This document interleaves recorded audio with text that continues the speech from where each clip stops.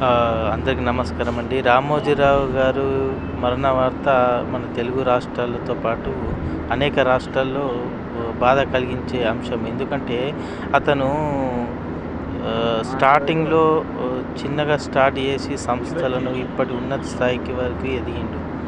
ఎంతోమందికి మార్గదర్శకంగా నిలిచాడు. ఎన్నో సంస్థలు స్థాపించాడు.